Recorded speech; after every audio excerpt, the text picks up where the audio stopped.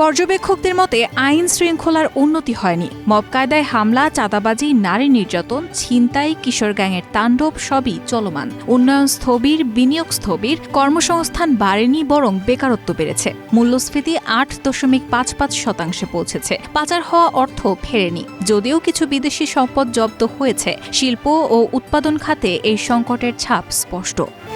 তবে সবই ব্যর্থতা নয়। স্বল্প সময়ের এই পথ চলায় নানা চ্যালেঞ্জ সত্ত্বেও সরকার কিছু দৃশ্যমান অগ্রগতি এনে দিয়েছে। বড় সফলতা হলো দায়িত্ব নেওয়ার ১ বছরের মাথায় জাতীয় নির্বাচনের সময়সূচি ঘোষণা। বিচার ও সাংবিধানিক সংস্কারে অগ্রগতি হয়েছে। নির্বাচন সামনে রেখে রাজনৈতিক দলগুলোর মধ্যে সমঝোতা ও সংলাপ শুরু হয়েছে। ইসি ও সরকার নির্বাচনমুখী প্রস্তুতিতে ব্যস্ত। অর্থনীতিতেও কিছুটা শৃঙ্খলা ফিরতে শুরু করেছে।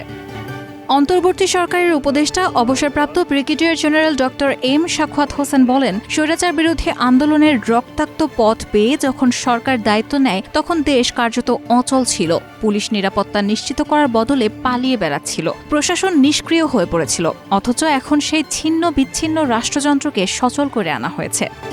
তিনি বলেন, জিনিসপত্রের দাম যতটা বাড়ার আশঙ্কা ছিল ততটা বাড়েনি। ব্যাংকিং খাত ধস না নেমে বরং নীরব সংস্কার ঘটেছে। দেশে এখন স্বাস্থ্যকর বৈদেশিক রিজার্ভ রয়েছে। সমুদ্র ও স্থলবন্দরগুলো সচল রাখা হয়েছে।